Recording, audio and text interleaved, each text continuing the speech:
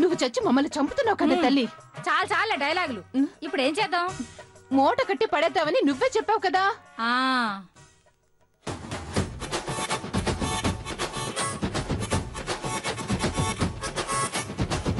తాడు తీసుకురా వెళ్ళి. నువ్వే తీసుకురా. నేనెందుకు తీసుకొస్తాను? నువ్వే తీసుకురా. నేనేది తీసుకొస్తాను? నువ్వే తీసుకురా.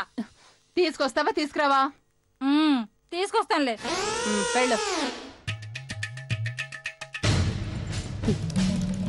ఏం పిల్ల ఏమిటోనమ్మా, పొద్దుననగా వెళ్ళింది ఇంతవరకు రాలేదు. ఎక్కడికి వెళ్ళిందో ఏం చేస్తుందో. ఏంటమ్మా అంత టెన్షన్ పడిపోతున్నావు? టెన్షన్ పడక ఏం చేయనే. నీ చెల్లెలు ఉదయం అనగా బయటికి వెళ్ళింది. పొద్దు పోవస్తున్నా ఇంకా రాలేదు. ఎక్కడికి వెళ్ళిందో తెలీదు. కనీసం ఫోన్ చేసైనా చెప్పాలి కదా. కంగారు పడాల్సిందేం లేదమ్మా. ఫ్రెండ్ని కలిసొస్తానని వెళ్ళింది. మాటల్లో లేట్ అయి ఉంటుంది, వచ్చేస్తుంటుందిలే. ఏంటే వచ్చేది? రాను రాను దీనికి బొత్తిగా భయం లేకుండా పోతుంది. ఆడపిల్ల, పైగా ఒంటరిగా వెళ్ళింది. చీకటి పడకముందే ఇంటికి చేరాలని తెలీదా? ఇంట్లో వాళ్ళు టెన్షన్ పడతారేమో, కనీసం ఫోన్ చేసి చెప్పాలన్న జ్ఞానం ఉందా దానికి? రాన్ని చెప్తాను. ఇంకోసారి బయటికి వెళ్తానంటే కాళ్ళు విరగొట్టి ఇంట్లో కూర్చోబెడతాను. అమ్మా, నువ్వు అనవసరంగా టెన్షన్ పడుతున్నావు.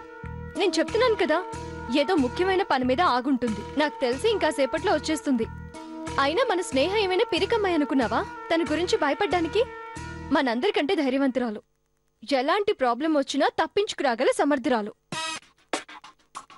నా మాట విని నీ పని చూసుకో. అంతగా రాకపోతే నేను ఫోన్ చేస్తాను. ఫోన్ తీయకపోతే అప్పుడేం చేయాలో ఆలోచిద్దాం. ఏమోనే, ఈ కాలం పిల్లలకి అసలేం చెప్పలేకపోతున్నా. మీ గొడవ మీదే తప్ప మా గోడు పట్టించుకోరు. సర్లే, కాసేపు చూసి ఫోన్ చేసి మాట్లాడు. కొంప మునిగిందే. రా చెప్తాను.